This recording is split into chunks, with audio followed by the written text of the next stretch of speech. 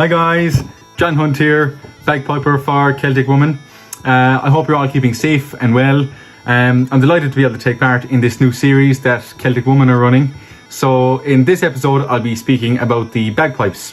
The bagpipes are a traditional Irish and Scottish instrument, also known as the Peab Moor, which directly translates to big pipes in the Old Irish language in Gaelic. So in this episode I'll also be talking about the reeds, the drones, the bag, the chanter, the moisture control systems and so on. So yeah, let's jump straight into it. So here we have the drones for the bagpipe. You can see that there is a bass and two tenor drones. So originally back in the early 1900s, the Irish war pipes, the Peab Moor, only had two drones. So they had an outside tenor drone and they had a bass drone. It was varied throughout the years. Different people were trying different things. So the three drone is the most common bagpipe that is used across the globe today. To tune them, you would slide them up and down. You can see this, it slides up and down to tune it. You can tune, so if you go down it gets sharper, and if you go up it gets flatter. This bass drone reed is an easy drone bass drone reed. A lot of bagpipers and pipe bands around the world would use the easy drone reeds, mainly for its ease of use. It's easy to set up and it sounds good. You can get a solid tone from the drones. Next up we have the chanter. So this is the chanter. This is where I play all the notes. This is where the melody comes from on the bagpipes. Every chanter has its own reed. So there's a reed there. I have a pack of reeds here. So how it works is the air that blows in through it, the two pieces of wood, these vibrate together really quickly. They vibrate, they touch off each other, and that's where the sound comes from. The air that passes through it, it makes these two pieces vibrate together, and that's how the chanter is sounded. A lot of modern day bags are made from synthetic materials. Back in the day they used to use a sheepskin to create the bag, and the sheepskin, you would have to season it. You'd have to add like a lard, kind of a fatty lard seasoning to make sure the porous bag would be nice and airtight. So you have the zip up here, and you need to lubricate the zip and add some, it's like a synthetic kind of lard as well, but you add it on there and it makes sure that it's nice and sealed and there's no air leaking out. So you can see these tubes, these are connected to the drones. So you can see the stock of the drones, you can see the three stocks here, and this is where the actual drones slide into. So then these tubes are connected to the drones, and then this prevents any moisture from getting onto the reeds, because if the reeds get wet or any moisture gets on them, then the reeds can close off.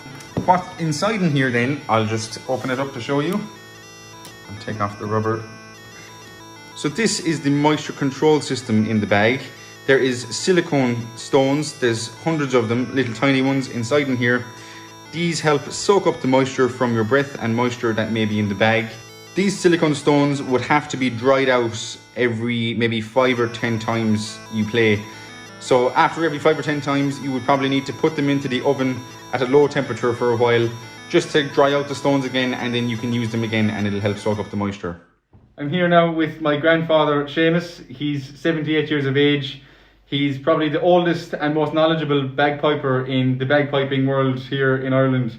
So yeah, we're here and we're going to talk about how Irish bagpiping amalgamates and mixes in with the old Irish music, and it used to be played with the harp and other Irish instruments as well. So yeah, I'll leave him take over here on the books and a bit of the history on it. Yeah, I was 20 years of age when the pipe band in Newcastle West was formed in 1962. And at that time we had a tutor which was produced by the Irish Pipe Band Association, and they held the All-Ireland Pipe Band Championships every year in cooperation with the Northern Ireland branch of the Scottish Pipe Band Association, and it was held every second year, north and south. As time went on, some of the players became excellent musicians and wrote out new tunes, new compositions. and they produced books. So here's one of them there now. Traditional Irish Music for the Bagpipe by Dave Rickard. Yeah, we can show it up close there just to... Yeah. Yeah. Traditional Irish Music for the Bagpipe by Dave Rickard. All the way to Galway, the Blarney Pilgrim, you know, jigs, the lark in the morning, and polkas, the back of the haggard, and the breeches full of stitches. You know, they would be well known by accordion players and concertina players. And they also suit the chanter on the pipes. Brilliant. We went on, in 1983, we won an All-Ireland ourselves, Newcastle West and District, playing in Rostrevor, County Down.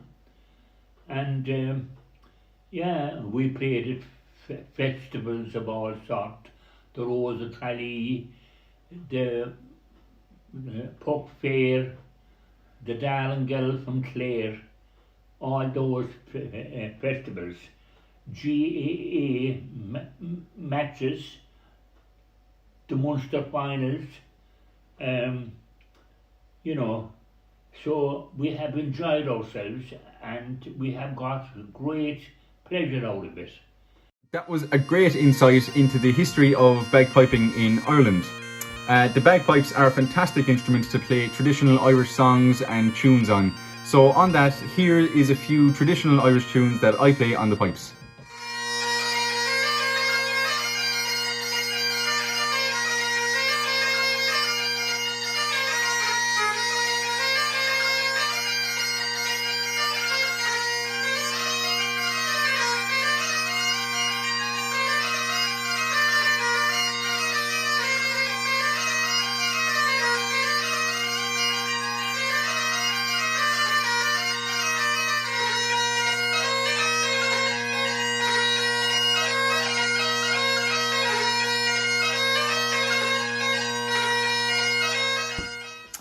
So guys, that's it for this video.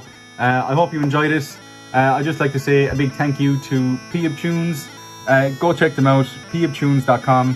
What they do is they basically write all the old Irish tunes on pipes, and they have audio clips and all the notation as well for the music. It's really good. They're fantastic. They provided all the audio for this video as well. I would be lost without them. I'd like to say a huge thank you to everyone that's watched this video. I'd like to say a big thank you to everyone for your continued support, and we all hope to be out performing for you all again soon. So here is my favourite song to play on tour, Amazing Grace.